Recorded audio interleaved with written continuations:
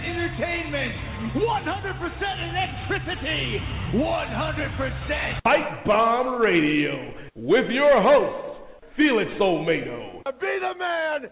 You gotta beat the man! Austin James. And that's the bottom line, 'cause Stone Cold said so. And Nate Milton. Can you dig it, sucker? Welcome, everybody, to Pipebomb Radio tonight. I'm your host, Felix, alongside my partners in crime, Austin and Nate. I'm going to bring them on here shortly. Hey, guys, how's it going? Doing phenomenal. Doing all Nate, right, brother. I was about to say, I thought I lost you there, Nate. But tonight, we welcome back a guest who joined us in, I want to say, the early spring of 2013. We worked out a deal with him to pay tribute to a good friend of his, and then we brought him back to talk about his career. He is NWA president, Mr. Bruce Tharpe. Austin, you know him better than the both of us. Tell us a little bit about him. Yeah, Bruce Tharpe is the NWA president. He's a man with true power, like I said. He's not just running, United States for NWA. I mean, he's really doing a lot of stuff in the world. I mean, from Japan to the NWA in Australia to the United Kingdom to Canada. I mean, the NWA is worldwide, and it's only expanding every single day. I mean, they're going different places. But Bruce Tharpe's career doesn't just start within the NWA as a president. I mean, he's done so much beforehand that we've talked a little bit about in the past, but we're going to get to a little more detail as we go into this interview tonight. And with that being said, I believe we may have Mr. Tharpe calling in now. So we'll go ahead and bring him on and get this party started. Mr. Tharpe, how are you, sir? I'm doing great. Thanks so much for inviting me on tonight, man. It's a pleasure being back. It is good to have you back, and it's been a lot going on since we last had you on. Tell us what's been going on since we last spoke with you since 2013. Any updates, any changes, what's going on? Fire away. Where do we start? My goodness. I mean, so much has changed, so much has happened. I mean, literally, where do we start? We got a lot going on. We've been doing a lot in Japan. We're going to be going back to New Japan in about 3 weeks. I'm looking forward to that. I can't really talk about the match yet until New Japan actually releases their information. But the NWA will be returning to Japan in about 3 weeks. Very excited about that. We're going to be in Cauliflower Alley actually next week. We're going to be spending 6 days in Las Vegas. There's going to be 3 big matches, NWA matches in Las Vegas at the Gold Coast Casino. There's going to be the unification match between the NWA North American champion, Tim Storm, and the NWA National Heavyweight Champion, Godzilla Jax Dane. It's truly going to be a clash of titans. Both of these guys are close to 300 pounds of chiseled steel. Both of these guys are. We've got Santana Garrett will be there defending the NWA Ladies World Championship. And one of the most talked about and anticipated matches to go to Cauliflower Alley in Las Vegas is Jushin Thunder Liger. He'll be defending the NWA World Junior Heavyweight Championship against Steve Anthony. So we're really excited about that. We've got a lot of new promotions that are joining the National Wrestling Alliance. As Austin mentioned, I mean, we are literally expanding around the world. A lot of that has to do with the exposure that we've gotten, on the pay-per-views in Japan with New Japan. But recently we signed up NWA Blue Collar out of Portland, Oregon. Really excited for the NWA to be returning to Portland. That was a huge wrestling town, NWA wrestling town. In the past, Don Owen was a long-time NWA promoter there in Portland, and such amazing names passed through Portland as Jimmy Snuka, the Sheep Herders before they became the Bushwhackers, the Sheep Herders. Rip Oliver passed through there. Stan Stasiak, former WWF champion. a lot of the grappler, Lynn Denton, Playboy Buddy Rose. The list goes on and on and on about the wrestlers that, passed through Portland. Through that NWA town. We recently signed up NWA Supreme, who's running several towns in Indiana. We're really excited about a possibility of a new licensee promotion in England, NWA Fight Nation. We are very close to reaching an agreement with those folks, and hopefully an announcement will be forthcoming. This is Billy Wood is a music promoter, actually, that's made a lot of success in a different venue, but is actually trying to branch into wrestling. So contacted the NWA about us working with him in England. We also, as you know, we also have a long-time promotion there in Oxfordshire, England, NWA New Breed. We're hoping that they will be able to work closely together. We're also in talks with promotions in Birmingham, Indianapolis, Carolina, Houston. Many areas are expressing interest in the NWA, and we're excited about that. So those are some of the things that are happening. We're going to be awarding 4 Hall of Fame recipients awards at the Cauliflower Alley reunion in Las Vegas. First on that list is J.J. Dillon, a guy who needs no introduction. Not only is he, member, people recognize him as the leader of the Four Horsemen, but he's also been a referee, a wrestler, a booker. He's worked in the office with Vince McMahon and also in WCW. He's going to be getting a Hall of Fame award as an inductee to the Hall of Fame.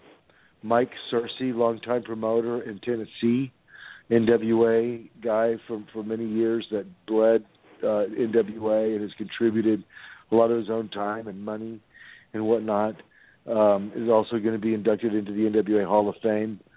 Former NWA World Heavyweight Champion Adam Pearce will be inducted into the NWA Hall of Fame this year in Las Vegas.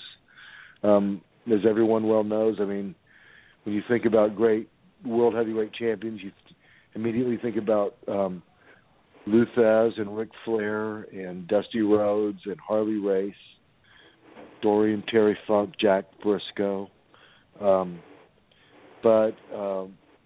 I think that certainly Adam Pearce, the name Adam Pearce, falls into that category just like Rob Conway does. Rob Conway has really grown into the role of the World Heavyweight Champion, although Tenzan, of course, is carrying the 10 pounds of gold right now. Had a really tough match against Rob Conway in Sendai, Japan on February the 14th, where Rob Conway lost the World Heavyweight Championship to Tenzan. I ended up with a busted nose myself, and Conway ended up with a busted nose. It really was, it was a great match, but unfortunately we ended up on the losing end.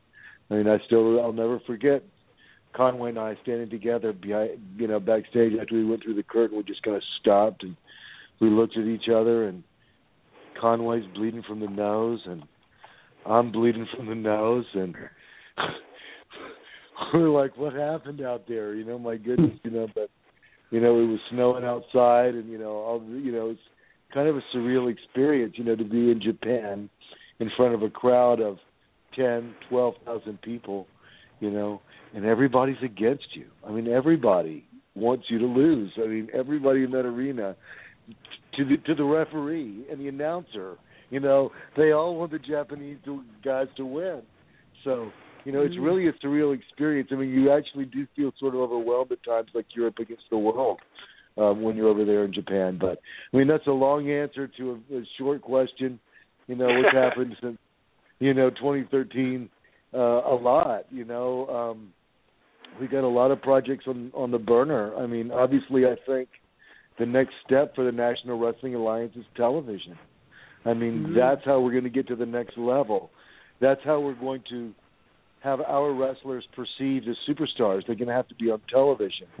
But by that same token, because I've traveled all around the world the last couple of years, I've been to Taiwan twice, and I'll be back there in about 3 weeks. Love Taiwan. I've been to Japan. This will be my 14th trip to Japan in a little over 2 years. But I met people from all over the world. I met wrestlers from Singapore, Hong Kong, mainland China, Taipei, Taiwan, Japan, Europe, all over the world. You have wrestlers in New Japan from New Zealand and in Europe and whatnot.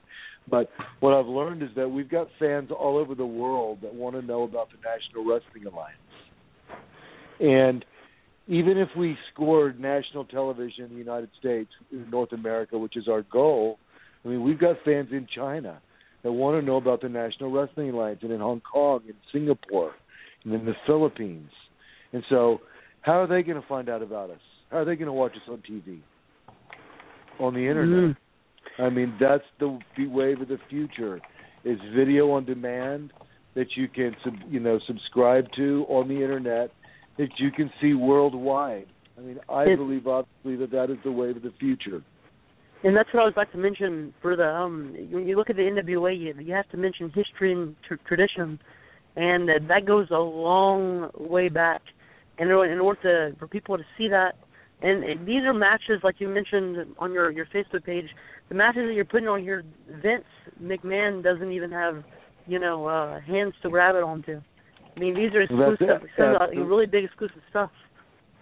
Absolutely right. I mean, and I'm sure you're talking about our NWA Classics 24/7 project. Absolutely. We're hoping to debut that in the summertime. June, July. I'm chomping at the bit to get it online because the content is just so amazing. What's holding us up right now is we're transferring it from 3/4-inch tape to high definition, and I got a guy that's the technical guy by the name of James Ratcliffe who's working with me on this thing, and he is a stickler for detail, and he wants the highest quality because we got people that are good that are already asking about seeing it on a Roku channel. So if you're talking about putting this on widescreen television, you don't want any pixelations. You don't want any reloading, problems or issues where the video stops. I mean, we want that to be first class all the way, and so, you only get one chance to make a first impression. So when we kick this thing off, it's going to be first class all the way. And the matches are just amazing. I mean, the first month alone, and what we're planning on doing, we've got probably easily 200 to 500 hours of content of all matches. Wow. People haven't seen in 30, 35 years. Maybe you've seen it once, 30, 35, 40 years ago.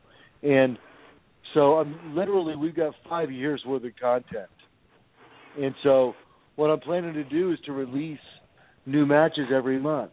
I mean, instead of just releasing 500 hours of content, probably going to release 25 matches the first month. And then the next month we're going to release 25 more matches. In the third month, I'm going to advertise these 25 matches that we're going to introduce. And then we're going to introduce 25 more that people are going to want to see.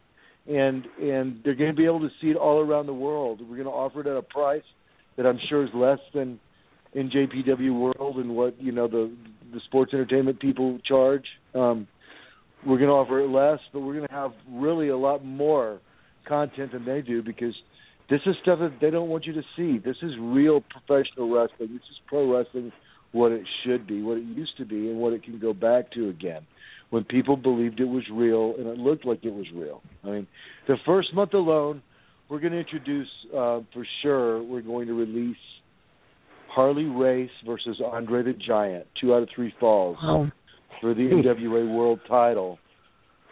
And you will see Harley Race body slam Andre the Giant on the floor outside on the arena floor. Nice.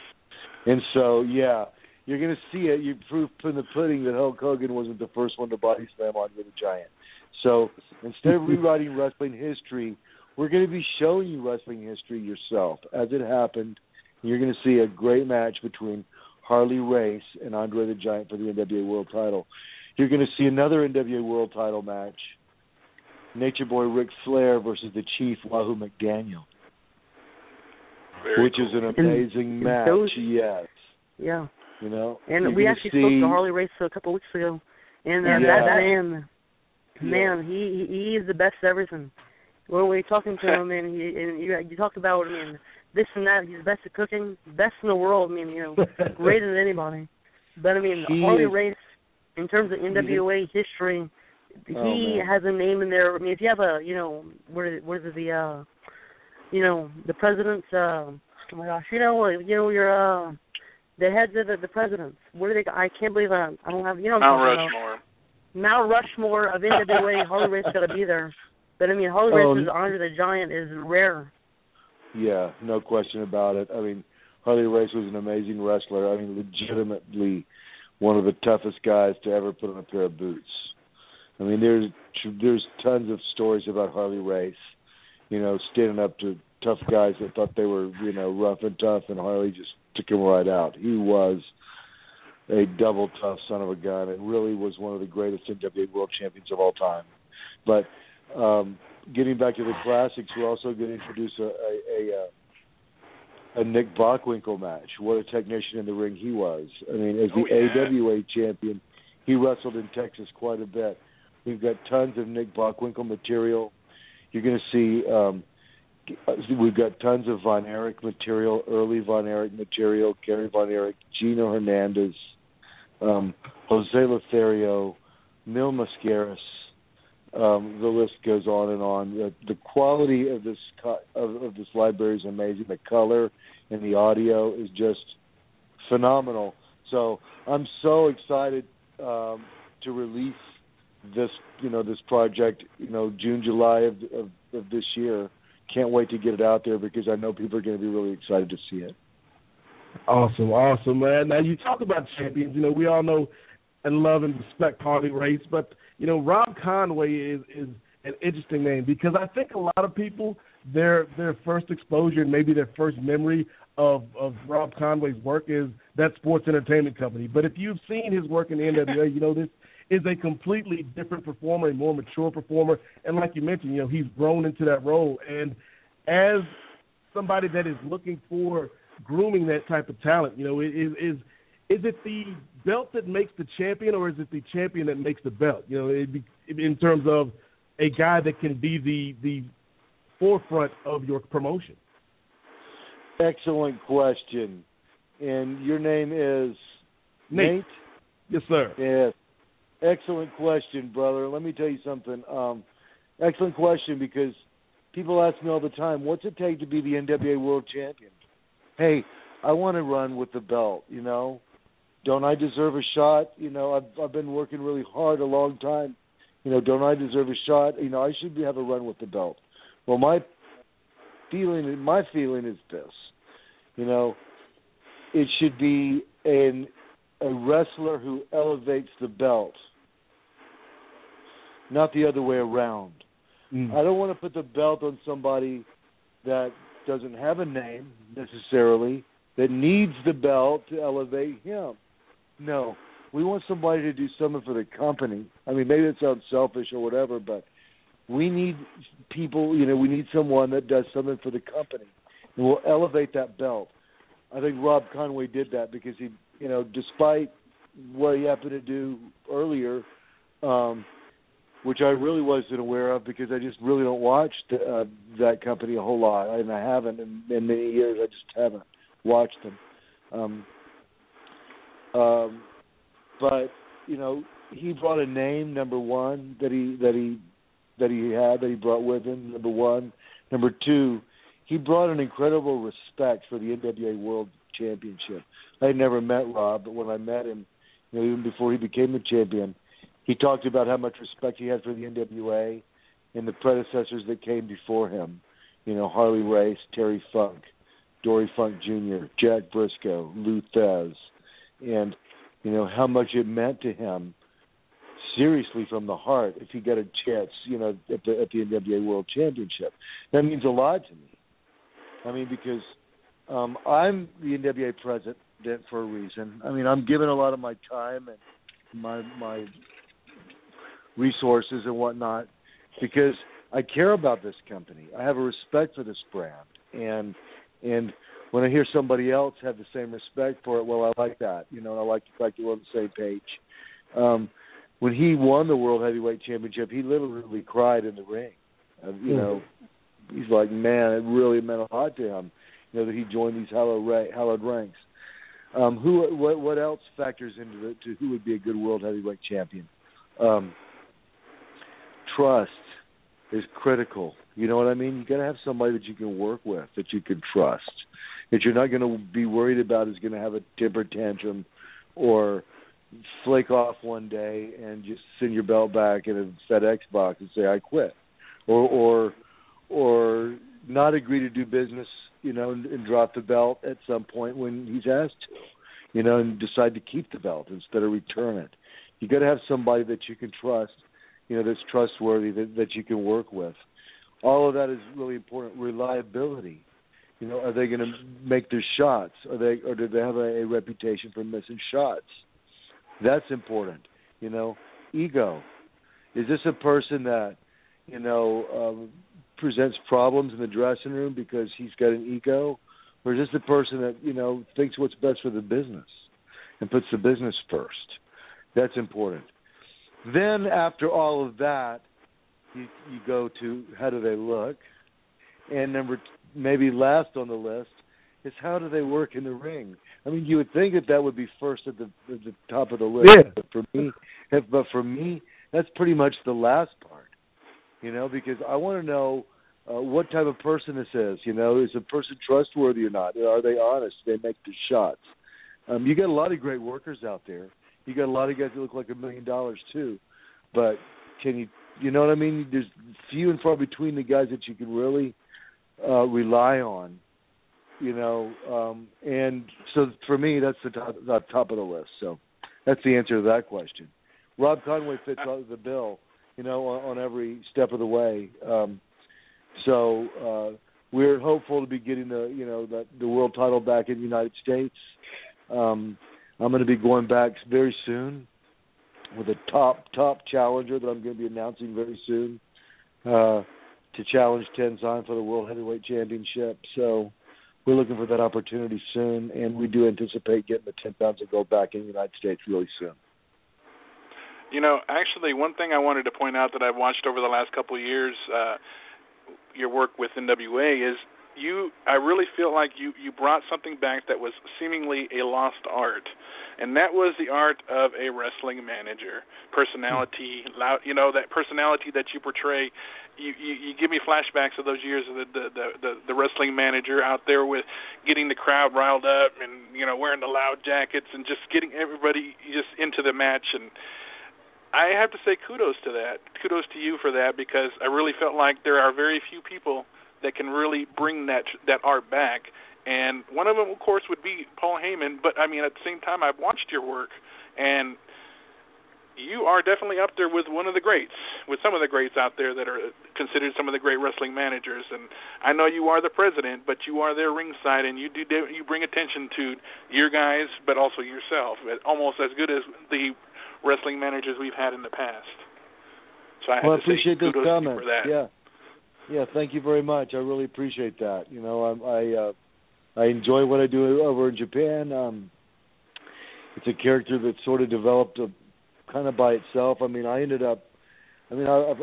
I'm the one who bought the jackets, but and added the glasses, and whatnot. But we went over there initially back in April of 2013, and it was for Invasion Attack. And it's when Rob defended the world title against Kojima at the Sumo Hall at the Ryogoku in Tokyo. And Japan, the New Japan office said, hey, can you send us a promo? And kind of make it a little heelish, if you don't mind. And I thought to myself, well, if they want a heel, I'll give them a heel. And so I do speak a little Japanese.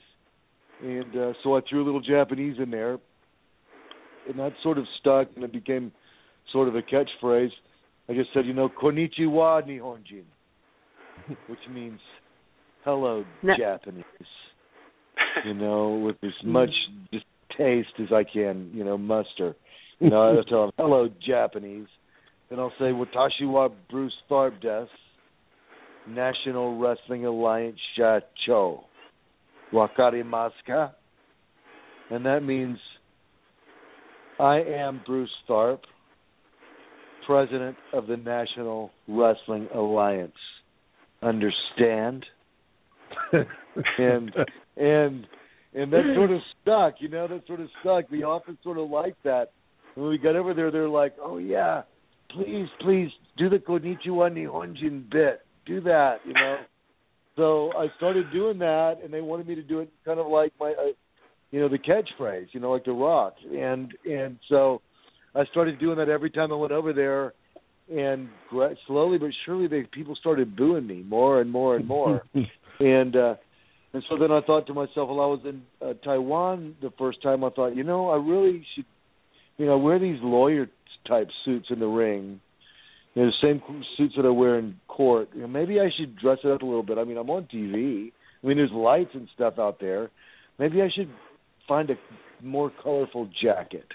So I started shopping around for jackets in Taiwan. Well, I couldn't find any jackets that are my size. Most of the people there are smaller. My shoulders are broad and my arms are long. So I couldn't find any jackets off the rack at all that fit me.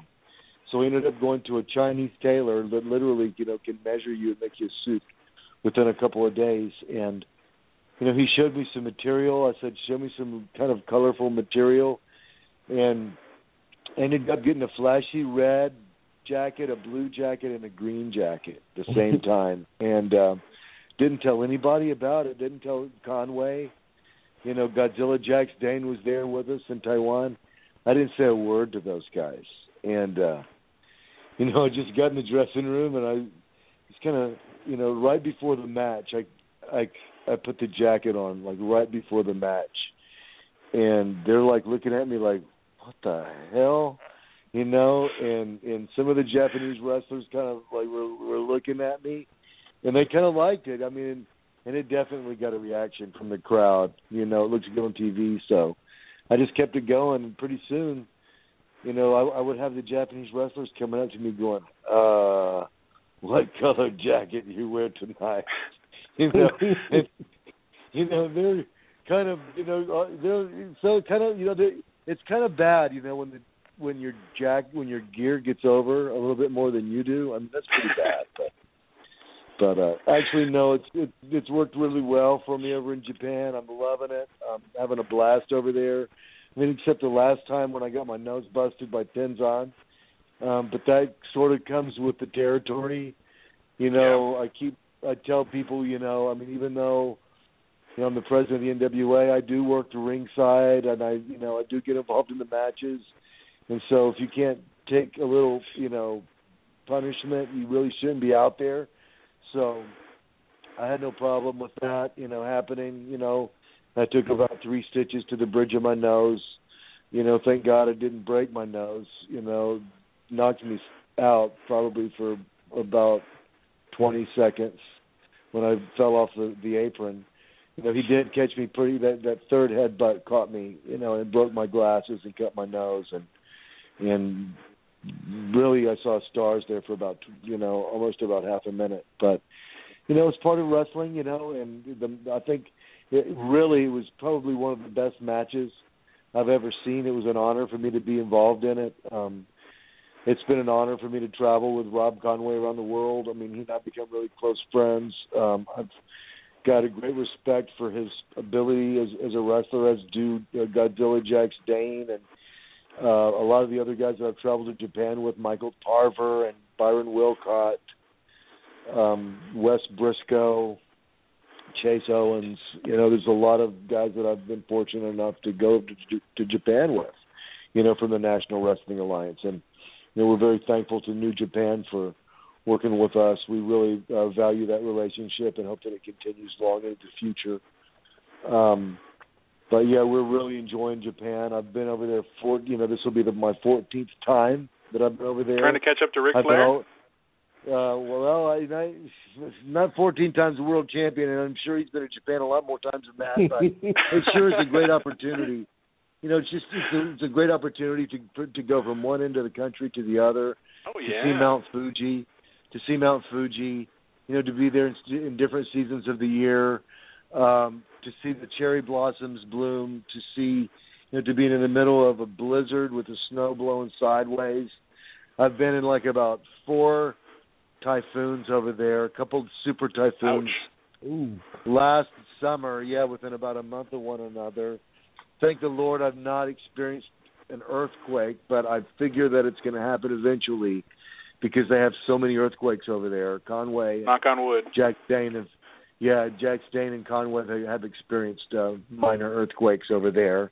So, that's eventually going to happen. But, I mean, it's just been a great opportunity to go to Japan and work with a lot of those guys. What an honor it is to work with such, New Japan only uses the top wrestlers from around the world. I mean, from the guys in the Bullet Club, Carl Anderson and Luke Gallows, to AJ Styles, yes. To Prince Devitt, who's now Finn Balor, in NXT. What an amazing wrestler he is. I mean, we really got a great opportunity to meet him and become friends with him over in Japan before he split. But they only use the Bad Luck Fale from New Zealand, Tama Tonga from Samoa, from Tonga. So many amazing wrestlers in New Japan. It's just really an honor to share the dressing room with those guys, and of course the Japanese guys, Shinsuke Nakamura, Tanahashi, Okada, Yuji Nagata, Jushin Thunder Liger is a legend. Obviously it's an honor just to be in the same dressing room with those guys, much less share the ring with them. Kojima and Tenzan, both have an amazing pedigree, history as wrestlers, and it's just really an honor to share the ring with them and work with them over in Japan. My final question. Oh, go ahead, Austin. Sorry. Oh yeah, well, being in the same position as former NWA presidents like Sam Mutnick, Fritz Von Erich, Frank Tunney, Bob Geigel, for example. Is there any pressure in knowing, looking at those guys in the past? Is there any pressure in knowing that you're leading a new generation of NWA? Well, I really don't think about that, to be honest. I mean, number one, I've got tremendous respect for those guys. I mean, Sam Muchnick and, Jack Atkinson, Fritz Von Erich is the father of the Von Erich family. Eddie Graham was an amazing NWA president who was from the state of Florida. Seiji Sakaguchi was an NWA president who I was very fortunate to meet over in Japan. Bob Geigel, of course, who he recently lost. Steve Ricard was an amazing NWA president from New Zealand who just passed away day before yesterday at 88 years of age. I never in a million years, Austin, did I think that I would ever be president of the NWA. I mean, I really didn't have time to think about it.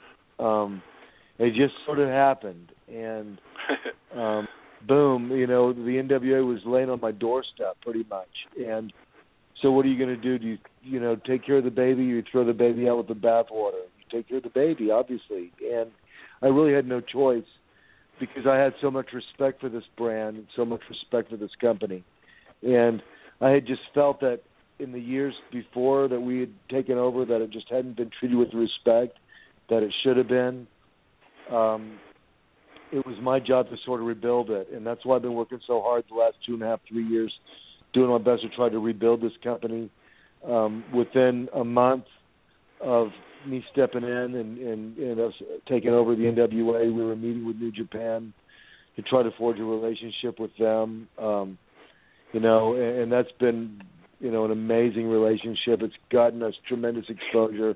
We've been on many different pay-per-views in Japan, and they have no less than 10,000, 12,000 people there live, number one. And then, of course, it's broadcast around the world to literally millions around the world. And that's given us tremendous exposure. We've used that to gain interest with other promotions that have been interested in joining the NWA. We'd like to see Rob Conway get some more matches over there and some other wrestlers from the NWA get some matches over there. I would personally love to see Conway against Shinsuke Nakamura. I don't know if you followed some of the antics that have happened on Twitter. If not, follow me, guys, at RB Tharpe on Twitter. Shinsuke Nakamura has been bothering me on Twitter, and he gets on there and makes funny comments. And he's challenged me to a dance contest where the loser. Yeah, I mean, silly things like. I mean, this is professional wrestling.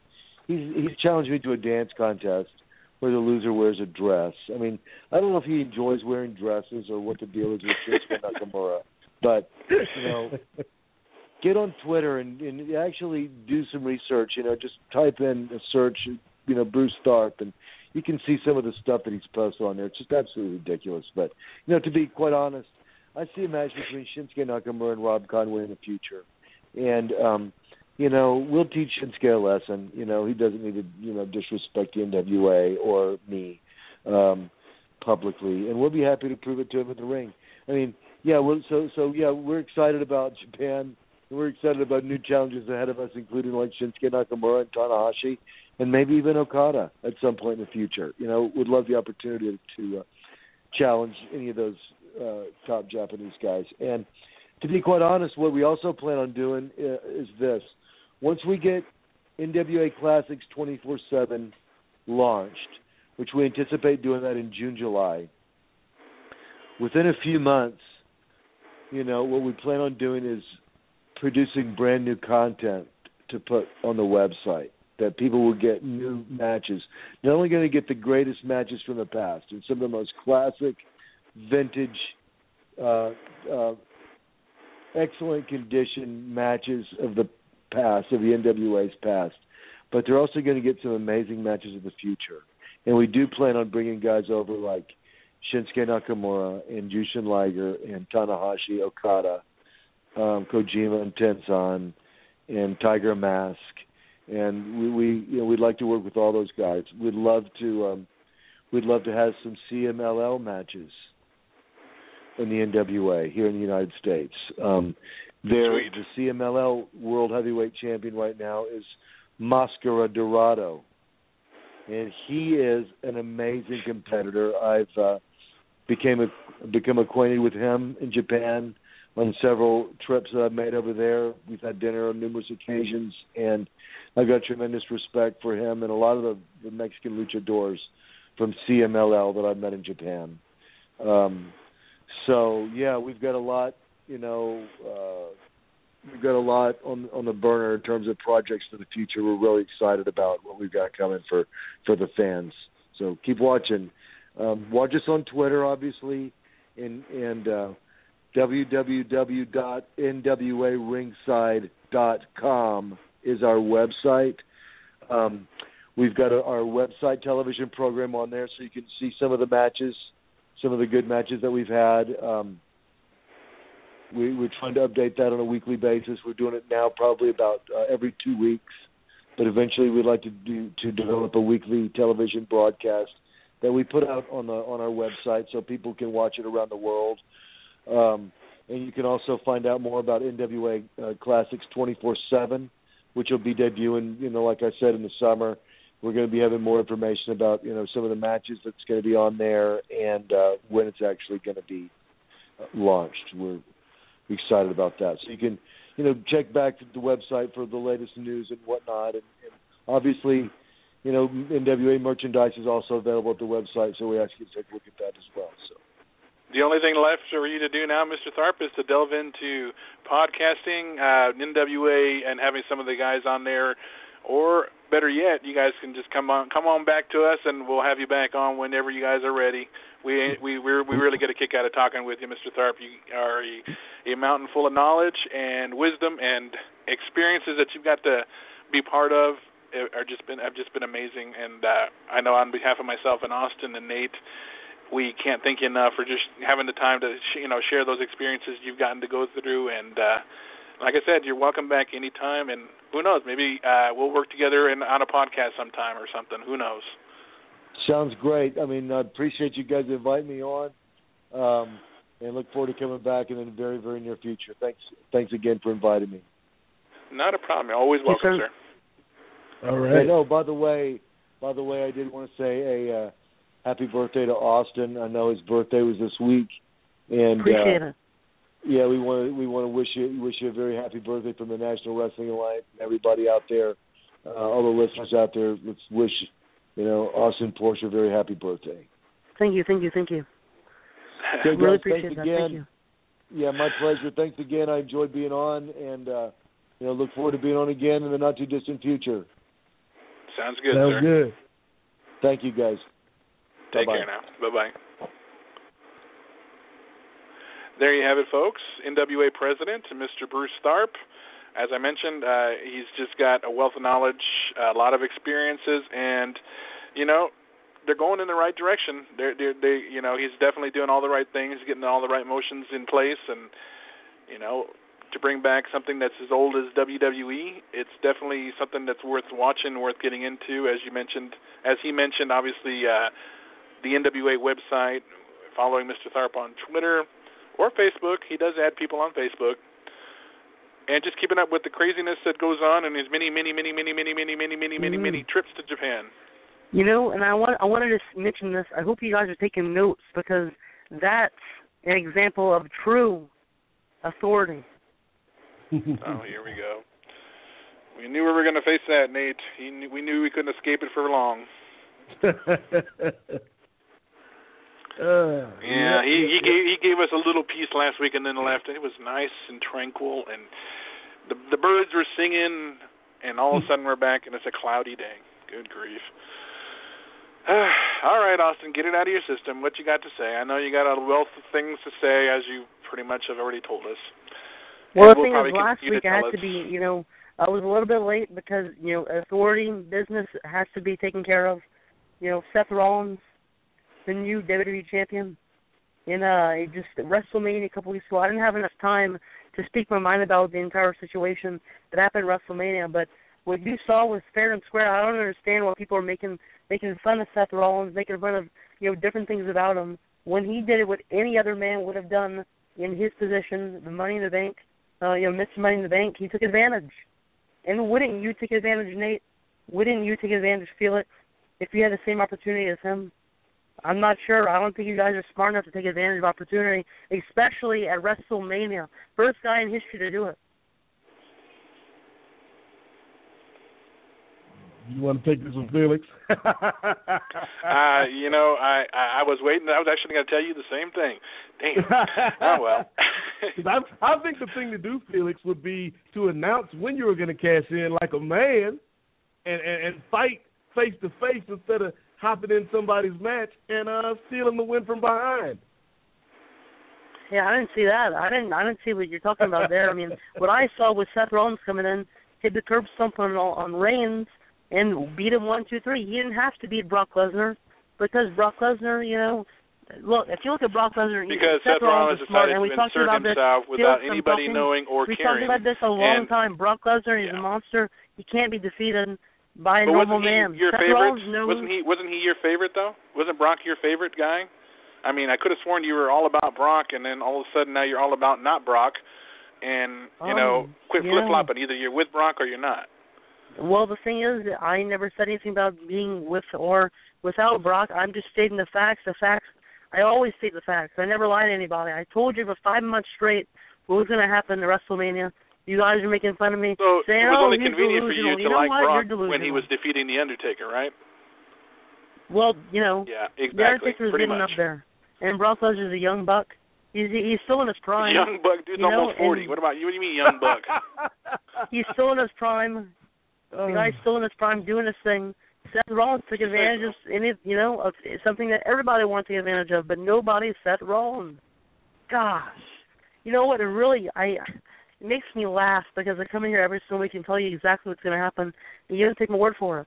Well, you're going to see pretty quick. Pretty soon, your big ego is not going to be able to fit on the phone line. You're going to have to email us your thoughts, and probably not even then. Because your ego continues to grow, and it's getting a little crazy. So, I will give you credit, Austin. I will give you credit. You are a very smart young man. Like the listeners, I don't know if the listeners know that you have a degree in revisionist history. So yes, we applaud you on that.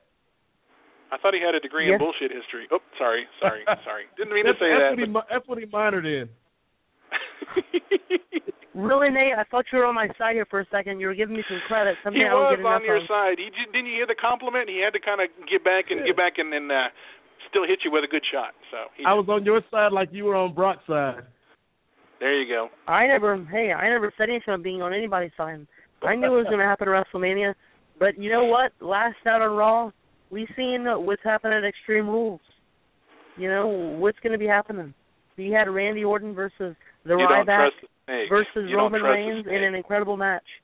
Seth Rollins, who's he going to face? Seth Rollins, he may think he's getting it, but he better watch out because you don't want to turn your back on a snake that you've already attacked. And he's going to find out. Well, guess what I do to snakes when I see him in the garden? I hit him with a curb stomp.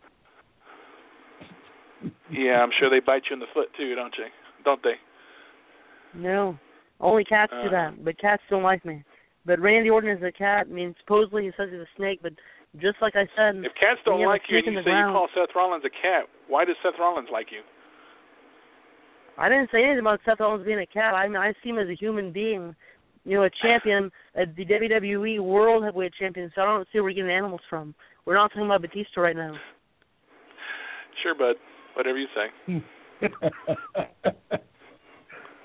Of course, though, on Monday Night Raw, as Nate and I were talking about last week, Brock invoked his rematch clause. Seth, I guess you could call him the Seth the Snake, decided to slither his way out like a little bitch. Sorry, I had to use the bad language in this case in these two instances, and I'm going to stop right there.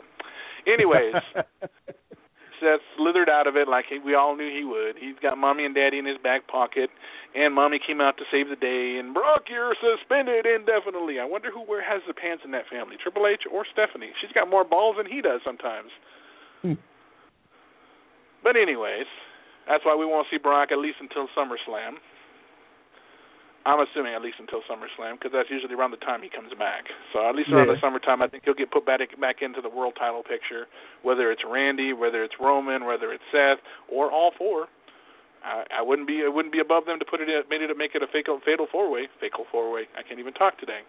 Fatal four-way, folks. Well, there's one thing we need to talk about. You know, a really big deal that happened this past week.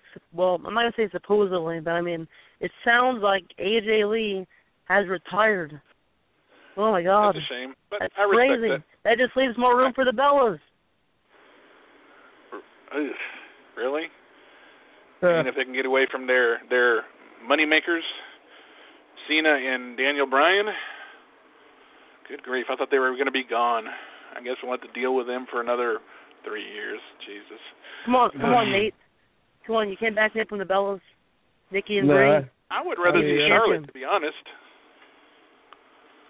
Yeah, Charlotte would be great. I mean, what happened to, you know, hashtag give Divas a chance? You know, AJ retiring, you know, good for her. Obviously, you know, when you get married, priorities in life change. And, you know, maybe she's like, you know, I've had a good career. I've met my heroes. I've accomplished a lot of things. And I've paved the way for some new divas. And, you know, it's time to start my family. So, you know, I respect AJ. And I hope that just because she's gone, it doesn't mean that the focus off of real wrestlers, and I'm not saying who is or isn't a real wrestler, but, you know, I'd like to see a real champion emerge in that division.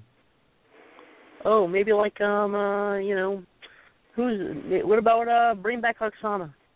Bring back Oksana? She was horrible. She hurt Naomi, too. She nearly broke her damn nose, or was it her nose or her eye? She did a knee and like almost fractured her eyeball or something. Yeah. But she hurt her. No, she's too dangerous. I don't know about that, but I mean, you know, great. You don't know about that? Would your computer go out again? She can be. Well, you know, the thing is, I mean, I have a lot of potential people who can be champion. You know, Oksana, I don't know where she went. But, you know, she was a real Steel Panther of a wrestler. She felt like one of the hit. I mean, Naomi felt it, but, I mean, I think for future candidates for a Divas champion, you have to look at, without a doubt, I mean, I don't care what anybody says, Sasha Banks is the boss. Okay. She's the boss. I don't care. I mean, I think Sasha Banks is now you're making sense. What do you mean making sense? I always make sense. I never lie to you. Sasha Banks, truly, I mean, she's a diva. Are you kidding? You lie every time your lips move, and your lips are constantly moving. What are you talking about? You say you never lie. I say you lie every time your lips move. They're moving now, aren't they? Yeah, I said the truth for 5 months what was going to happen at WrestleMania. You guys are like, oh, Austin, he's delusional. You know, he's so delusional, blah, blah, blah. And guess what happened? Every single prediction that I had happened. Maybe there's a reason for that. Maybe there's a higher authority. Okay. Do you feel better now, or do you want to continue to gloat? Well, like I was saying about Sasha Banks, the NXT Women's Champion. She, in terms of NXT as a whole, their women's division is every single week they have something going on, and they're always producing, I mean, really good matches. I mean, I don't consider them the same standard, of course, between. I mean, people I think have a notion saying that, oh well, you're on NXT, you're going to do fine here, which they're doing having awesome matches more time than the main roster guys have in some situations. But when you get to the main roster, there's a whole different situation. I mean, you know, it doesn't take me just to be, you know, the only guy to say that. It's obvious with guys like with Adam Rose. It might have been, you know, what he was doing might have been good for NXT, but when you bring it to a broader basis and more of a, you know, more people watching, it's a different story. But I don't think Sasha Banks is going to have that problem because anybody can look at her. But in terms of wrestling ability, she has it all. Okay, but I'm a hugger, so I have to go with Bayley too. There's just so much talent down there. Like, you know, you talk there about is. Charlotte, there's a lot of talent. And Sasha Banks. I'm a fan of Becky Lynch. Bayley's great. So I mean, it's a wonder how they can make the women's division down there so great, but on the main roster, it's and that's what I think is pissing off Vince, because Vince is not liking the reaction NXT's getting. He wants that reaction for Raw. I mean, he's cool that they're doing great, but he wants that I don't know, the way the crowd reacts to the show. He wants that for Raw, and from what I've read, and correct me if I'm wrong, but I just recently read something about SmackDown coming to USA Network now. In 2016, of course. Yeah, that was announced earlier today, I believe, where SmackDown's going to be the first quarter of 2016. SmackDown's been in the USA. I don't know why. I think at least I thought they had a great relationship with Sci-Fi, but something I guess isn't right. I don't know. I don't know all the details, but I'm sure I'll get them. You know, I have that, you know, that authority right on the line anytime I need it. But I mean, in terms of tough enough, where the future WWE has come from in the past, in some cases, I don't know. I mean, I don't know. I think there's a kind of like a weird, where's it, the curse for that show, because you have guys that come on and you don't see them again. With an exception of The Miz. I mean, he's here, you know, today. But I he think was runner-up, but he didn't win it, thankfully. I think maybe it'd be the runner-ups that have a better chance. But then again, Luke Robinson didn't win it, and he kind of retired from wrestling and to pursue his, personal training career, I guess. Well, and also Josh Matthews. He's doing really good. According to who? I'm sorry, I shouldn't say that. Yeah, he did have a good career as a commentator. He's had a really lengthy commentary career. And now he's taking it to Impact Wrestling. Wasn't the best, but I mean, they put him in tough situations too. So. Yeah.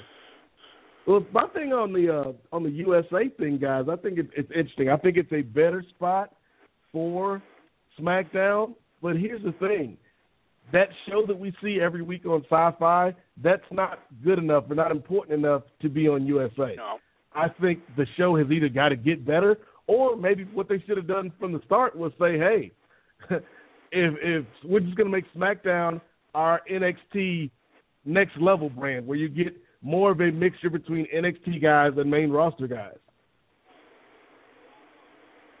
Because I think the best part of Raw on Monday was Neville and Rollins. Like, that was probably the highlight of the night for me. That was nice. Yeah, that was unexpected. I didn't expect it to happen that quick because you know, those guys have similar, you know, upbringings in terms of how they got to WWE, you know, really, you know, fighting tooth and nail on the independent scene, eventually making their names known. And now seeing them on Raw, like, you know, alive in color, I'm like, oh my God.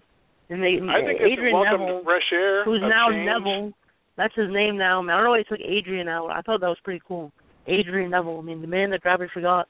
That's a really, I mean, he's going to have a future just like Kalisto, who was phenomenal at what he does. I mean, the crowd loves him. It's just a welcome fresh air of change that Raw so desperately needs. They need the breath of new talent coming in because it's constantly surrounded by the same talent every week. It needs a change. Why do you think? They expected Raw, and it seems it happens every year. Raw, the next night after WrestleMania, tends to be the highest watched Raw, seemingly of the whole year, and they scored without a doubt their highest rating since I think they said was it Raw 1000 in 2012. That should tell you something. Undertaker was there at Raw, but he didn't make an appearance. Sting was there, but he didn't come on until the end of the show, which I thought was lame, but I get it. And then to bring in the new talent they brought in, guys like Neville, Lucha Dragons. I hope I said that right. It was nice to see how over they were, and people were really digging the tag team. It was something fresh, something new, and I hope they keep the momentum going. They need to bulk up that talent roster again, or at least use the talent they got. Because my God, I swear the Zack Ryder's been on there and hadn't done nothing, and he hasn't been relevant in about 4 years. Felix, do you want to California on the West Coast and fist pump your face off? I wouldn't keep on talking like that to Zack Ryder. I just did. Well, you know what? I'm sorry to say he hasn't been relevant since his YouTube show was actually on, and it wasn't owned by WWE. Mm-hmm. It's a sad truth. Sorry. Come on, Austin. Woo, woo, woo. You know it. I don't know. They have this poor guy on there, and he doesn't get much ring time. He doesn't get much air time to do anything. Why keep him then? If you're gonna hold him, then just let him do his thing and let him go back to the Indies and do something.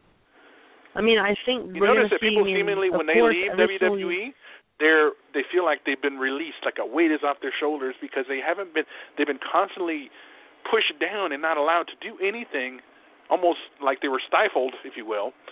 And once they get out of there, they get to do their own thing at their own time, do their own bookings. They seem to be happier. Well, and I'm not saying this is a bad thing against WWE. That's just how I've seen it. Well, no, it's just to see. I mean that in a place like WWE, I mean that there's very limited space for different people. I mean they don't have all the time in the world to put on those guys who've been. It seems like it with 3-hour shows, 5-hour shows, 2-hour shows. The WWE. No, I know you understand. I mean Zack Ryder's just one example of many. I mean, he's had a great career for himself. I mean, he's maybe not been in that light, recently, but he's had a great career in terms of actually doing something. I mean, he's a former tag team champion, the United States champion. Yeah. Hello? Did we lose Austin? Uh-oh. Hear me? Barely. I think Vince McMahon is jamming his mic. That's what I was thinking for a second there. I thought he was listening in, trying to take Austin off the mic because he was saying too much. Cut his mic. Oh, no. Nobody can do it to me. Unless it was Kevin Dunn. It could have been done. He never seems to like anything anymore either. Snaggletooth. Well, what I'm saying is, in WWE, it's to constantly evolve. I'm not sure if Zack Ryder is what WWE needs right now. Maybe it's what they need a couple years ago. Just one example. But I mean, they're going in an entirely different direction when it comes to their talent. How long did it take them to actually do something with Tyson Kidd before they made him back up, brought him back up, and made him relevant again? How long did he was sitting down in NXT or sitting at home not doing nothing for quite a number of years. Natty was the bread maker, the breadwinner. There's a lot of guys on this roster. They got to pick and choose who they think is going to be worth anything. Then that's fine. Then you know what? Release him. Let him go home. Recover from a lot of. If he has any injuries, get back out there and revamp himself again. Because I know he can do it. I'm just saying. Like that to me is the biggest issue because the mid card has been so. I won't say it's been bad because there's a lot of talent there. You got guys like Ziggler. You got guys like the New Day. Guys, like Zack Ryder. Yeah, but It's like, to me, Biggie Langston is an example of what's wrong with this company because they don't seem to either A, have the patience to stick with people, or B, have the creativity to give them new ideas. Because if you look back a year and a half ago, Biggie Langston was one of the hottest people on the card. You know, the fans were into him. They were behind him. And then what did they do? They're like, we got nothing for Big E. They had him lose to Rusev, and the next thing you know, he's a preacher. Yeah, he's got the voice for one, that's for sure. I know, but Biggie Langston gives me the motivation to get out of bed in the morning. Man, you were Biggie's biggest supporter at one point, weren't you, Austin? You were a bit like, you couldn't believe how, because he was like the one that beat Seth Rollins for the NXT title. Hey, and of course when Seth made the jump, but I mean, well, I don't know what you're talking about. You know what actually happened? I remember about? It was actually a couple of years ago. I didn't. My cable went out. It was during one of those dastardly storms they have in Louisiana every once in a while. But man, I don't know. I didn't see that part. I don't know what you're talking about.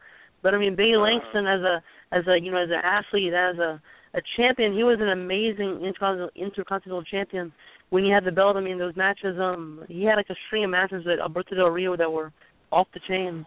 But I mean, I don't know. Why do they have to put the title on guys like Daniel Bryan and John Cena to bring any credibility or relevancy back to it? Oh my God, I was really looking forward to speaking about this because John Cena, like I said, I mentioned on Twitter, I'm like, every single when you can't think that John Cena can go any higher, he takes a lot out of his pocket and continues to prove that he's one of the best. And putting that United States Championship around his waist, I think, is really going to take it to the next level because I don't know about you guys, but the matches he's had in the past 2 weeks against Stardust and Dean Ambrose were really good matches. And I'm not taking anything away from the man's credibility in the ring, Austin. It has nothing to do with his wrestling ability. It's the fact that they have to put it on one of the biggest stars in their company to give it any kind of relevancy, rather than let the guys who are younger go in there and put on good matches that they can. Have faith in guys like a Dean Ambrose, like a Dolph Ziggler, like just to name a few, even a Stardust, to go out there and let them build it into something. Let them take it to that level that it once was at, the prestige that it once held. Why does John Cena have to want to do it?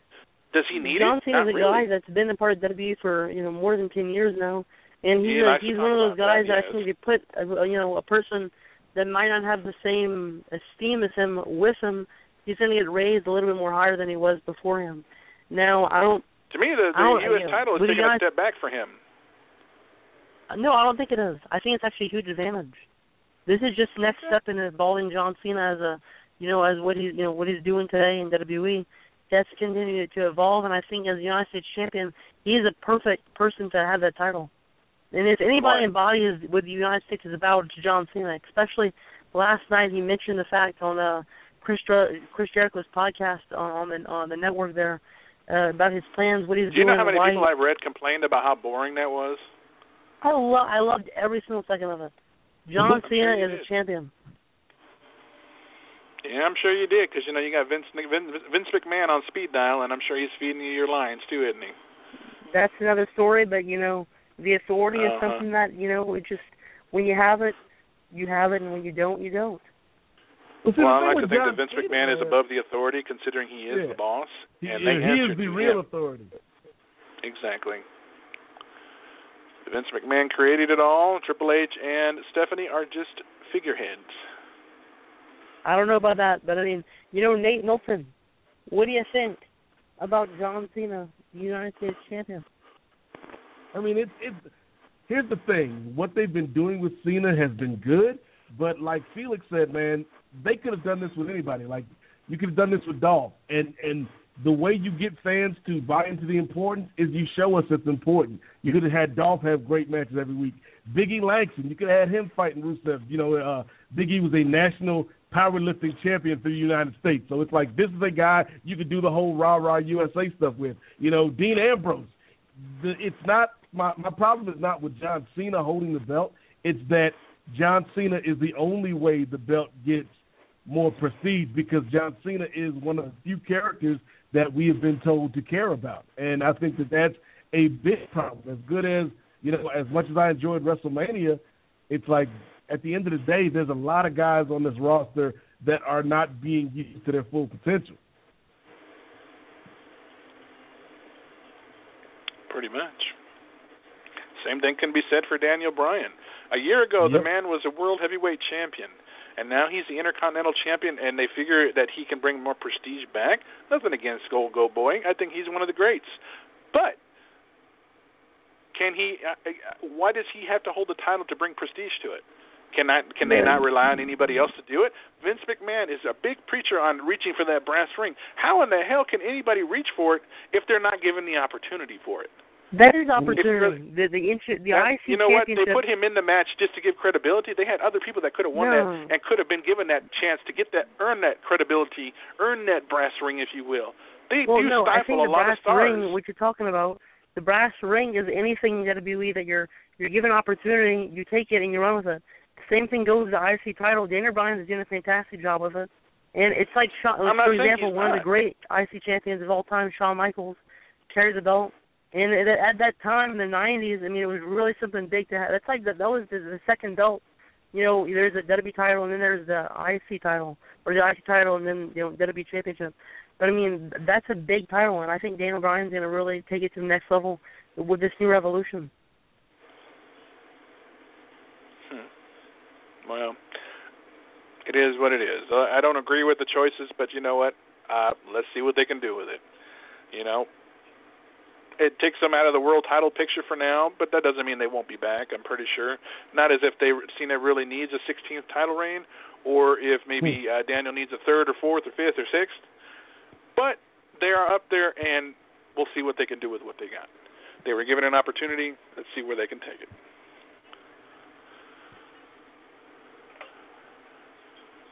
And with that, it seems as I've silenced both of my co-hosts here. Not much for them to say.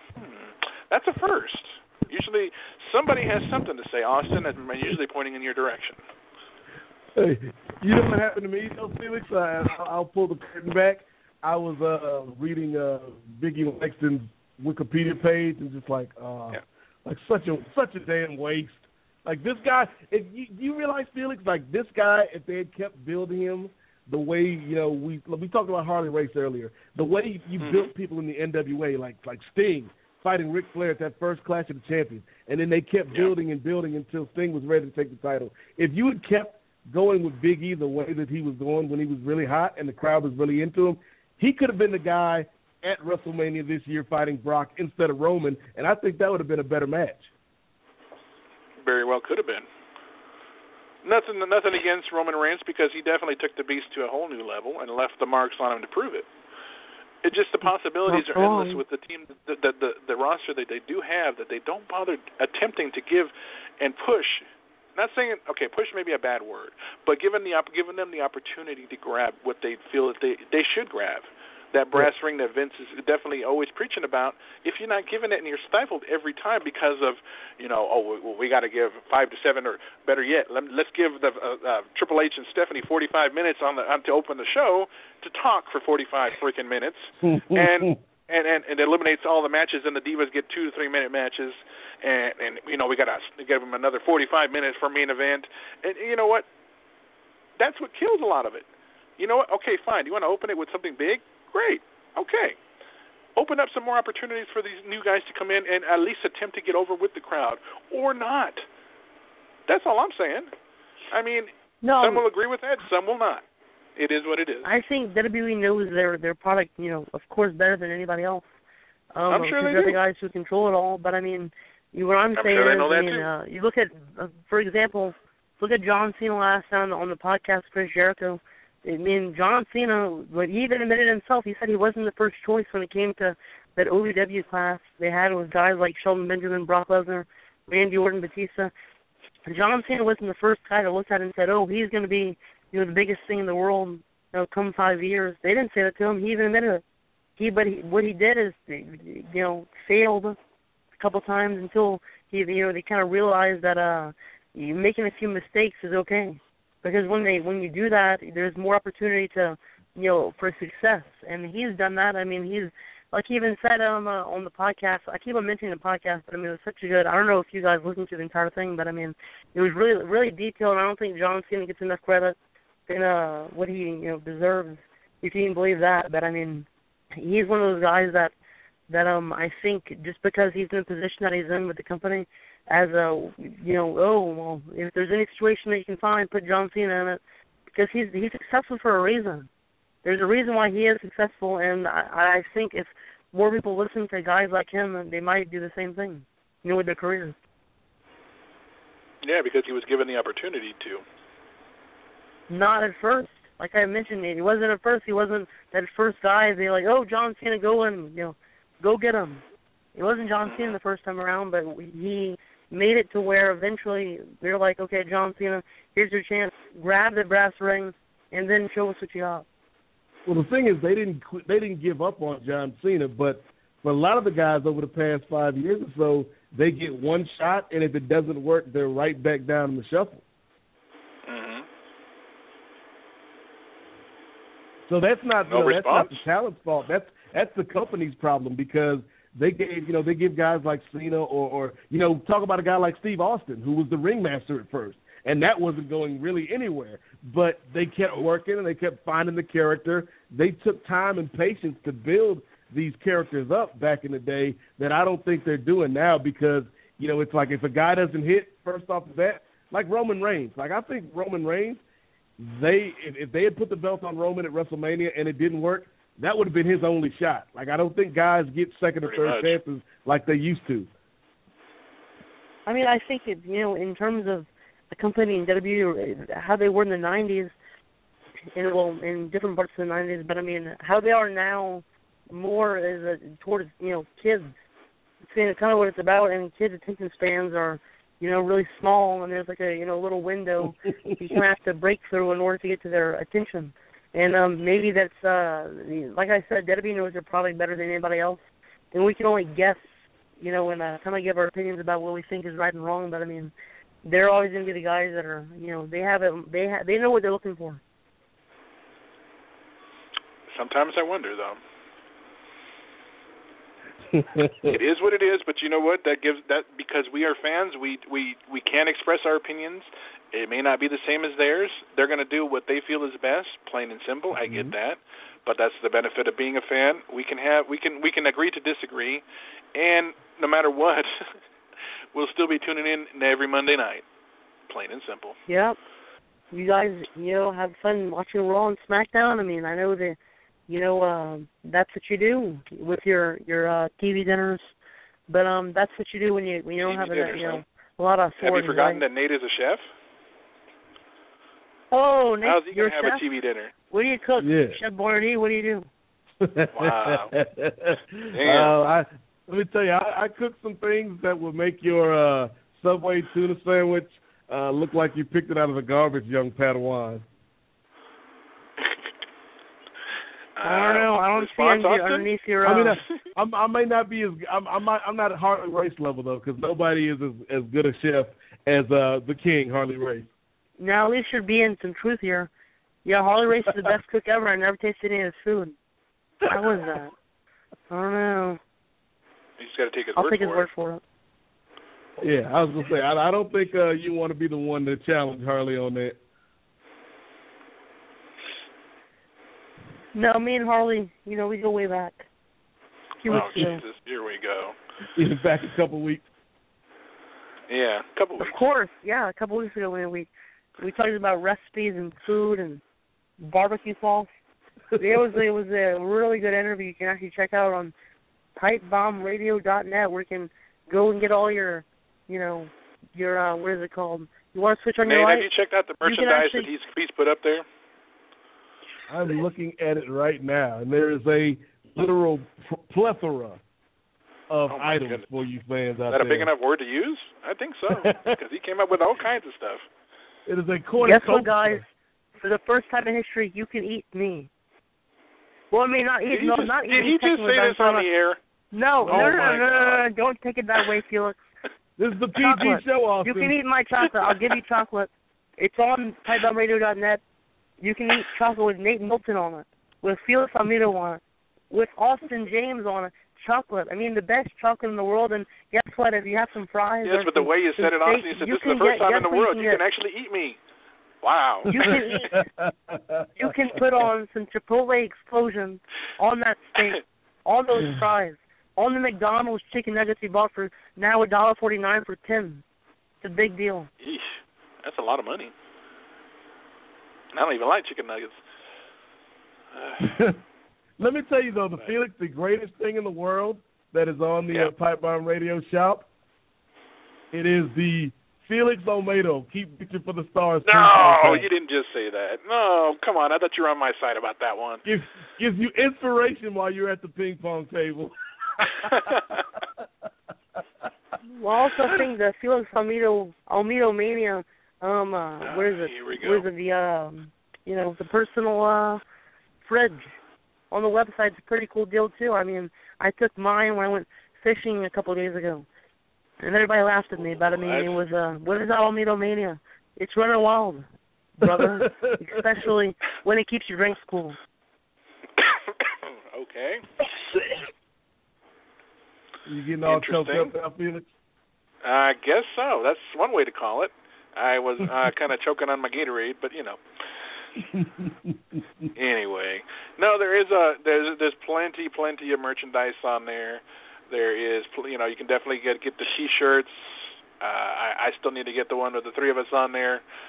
I can tell you, as I told Nate last week, when I went out to WrestleCon, I gave Oscar the Nacho Mama's radio show T-shirt, and he proudly sported it when he went and hung out with the WWE superstars at their hotel. I believe it was at the Fairmont, and he had a great time. Mimi definitely wants one, so who knows? We might be sending out one to Mimi and to Mo, and for that matter. And I have to ask you this, Austin, since you've been the creator of those type of merchandise giddies. The son of Sensational Sherry, Jared, he wants a hoodie. Have you made one? I believe they're available on pipebombradio.net. Yeah, there's hoodies available. I didn't know. I wasn't sure if I'd seen the hoodies. I've seen the shirts, but I had to ask you because I wasn't sure. Yeah, they're up on there. They're on the public site. Okay. Yeah, because he's been asking me about. He said he doesn't know where to get them. He wants a hoodie for sure. He'd proudly wear it, and yeah, good guy. Jared's a good friend of mine. I mean, Wow, you got all kinds of friends, don't you? So. Then how come you didn't know he wanted a hoodie? Well, my cable went out. He calls you on your TV? My goodness, what kind of technology you got in your house? No comment? He's so advanced in his technological. Wow, I can't even talk today. You can't even say it. I don't know what you're talking about me right now. But I'm talking about I mean, Bruce Tharpe. We had him on, like 30 minutes ago. The man with true power. You can actually check out the interview. It's going to be back up on pipebombradio.net after the show. Really great interview. I'm going to listen to it a couple more times. And I hope you do the same. Because it's on iTunes. It's going to be on Stitcher, YouTube. It's everywhere. I mean, I talked to my good friend up in space, and they've listened to it too. I mean, it's available everywhere. And if you're saying that it isn't available, you can't find it, you're lying. You really are. You're going to have to start making a shirt for that. It's going to have to come to where you're going to have to make some kind of merchandise. If you're saying you can't find Pipe Bomb Radio anywhere, and you put all the Facebook, Twitter, Instagram, blah blah blah, you're lying. And you just put on the back, you're lying. Oh, you can't put nothing on the back. Or maybe you could. We'll see. I'm going to make definitely a merchandise opportunity there. I'm going to make a truther out of all of you that say you can't find it, because we're everywhere. We're even in space. I mean, like I said, pipebombradio.net has all the details for Stitcher, iTunes, YouTube, Daily Motion. We're on Stitcher, folks. We're even going to be on that new app that's going to fail within the future. I got to mention too, Elio Two-Wins Canella has been. I believe he'll be on vacation soon, or if he hasn't been already. We wish him the very best on his vacation.